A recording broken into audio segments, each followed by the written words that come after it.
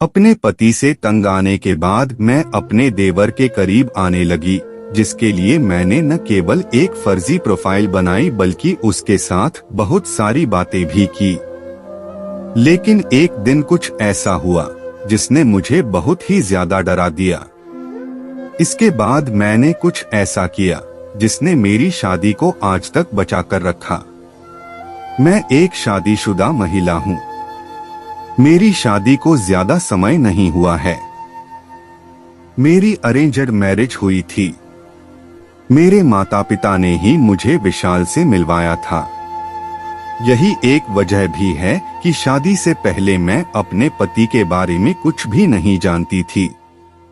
मेरी समस्या यह है कि शादी के बाद से ही मैं बहुत उदास रहने लगी।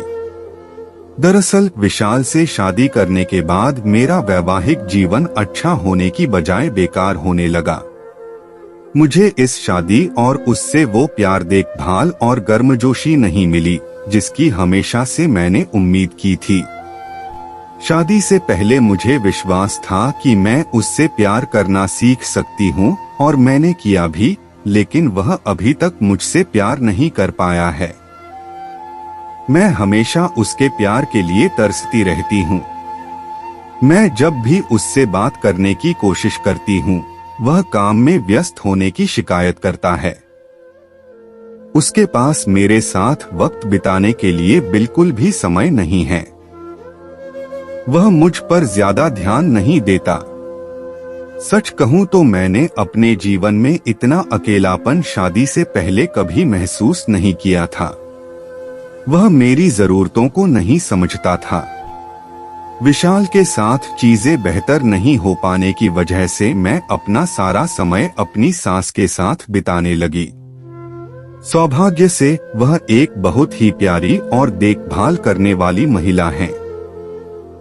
वह भी मुझसे बात करना पसंद करती हैं। उनके साथ मेरा समय अच्छे से कट जाता है।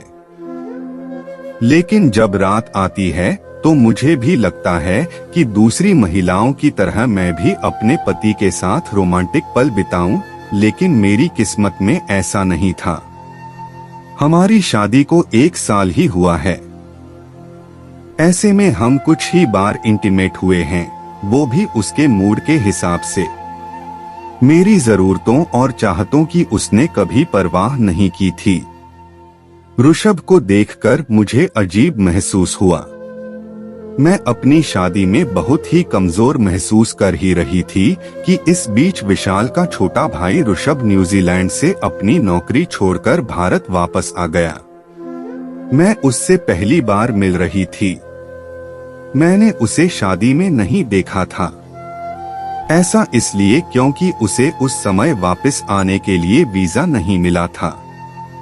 ऐसे में जब वह वापस आया तो मैं उसे देखकर पूरी तरह दंग रह गई। ऐसा इसलिए क्योंकि ऋषभ देखने में बहुत ही हैंडसम है। उसके पास न केवल अच्छी खासी हाइट है बल्कि उसकी आवाज भी बहुत ही अद्भुत है। उसके साथ बातचीत करने के बाद मेरे दिमाग में जो पहला विचार आया वह यह कि वो लड़की कितनी भाग्यशाली होगी जिसे अपने पति के रूप में ऋषभ मिलेगा। ऐसा इसलिए भी क्योंकि उसका नेचर बहुत ही कमाल का था। वह न केवल सबकी देखभाल करता था बल्कि उसकी इस अदा पर मैं भी उस पर मरने लगी थी। मैं अपने पति से तंग आ चुकी हूँ। मैंने उसे कई बार रंगे हाथों पकड़ा है। मैंने डेटिंग ऐप पर नकली प्रोफाइल बनाई। ऋषभ इतना हैंडसम था कि मेरा ध्यान उस पर से हट ही नहीं रहा था। मैं नहीं जानती कि मुझे क्या हो रहा है, लेकिन धीरे धीरे मैं उसके प्यार में पड़ गई। यह सब मेरे साथ इसलिए भी हो रहा था क्योंकि मेरा पति मुझ पर बिल्कुल भी ध्यान नहीं देता था।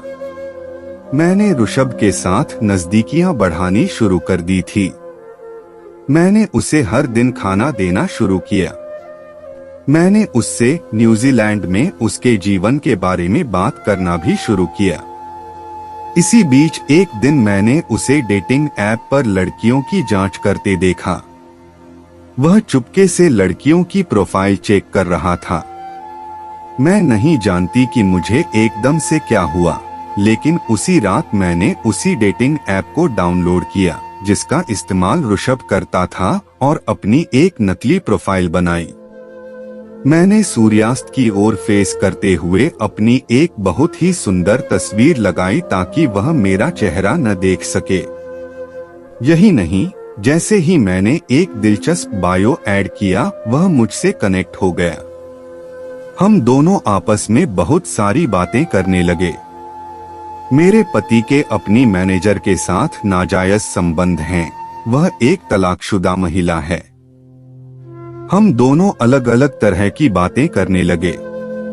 प्यार भरी बातें करने के मामले में ऋषभ भी बहुत ज्यादा रोमांटिक था।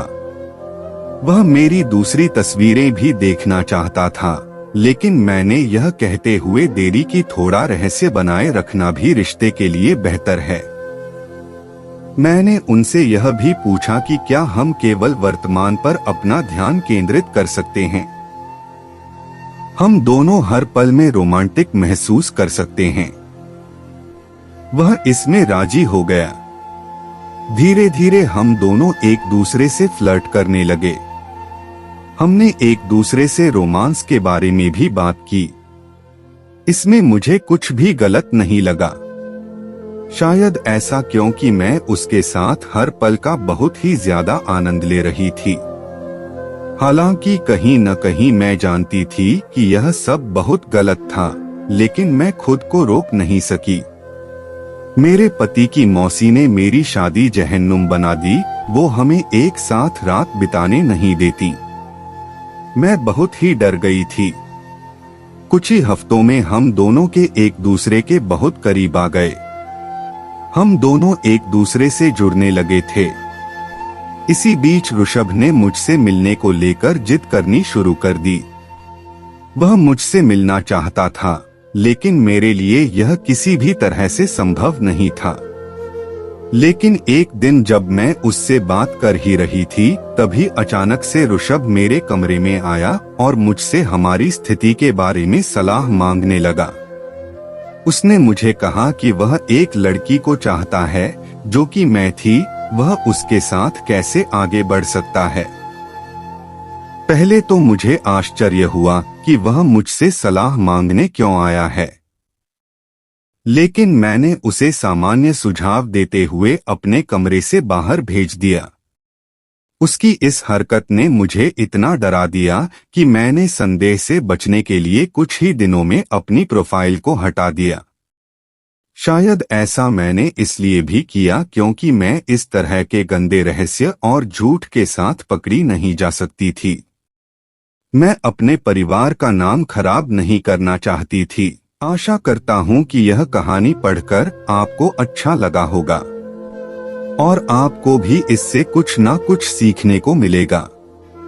आगे भी आपको कई तरह की कहानियां लगातार सुनने के लिए इस चैनल को सब्सक्राइब करके घंटी के बटन को दबाकर ऑल पर सेट कर लीजिए, ताकि आने वाली वीडियो का नोटिफिकेशन आपके पास तुरंत पहुंच जाए। इस कहानी को पढ़ने के लिए और अपना कीमती समय देने के लिए दिल से आपका शुक्रिया।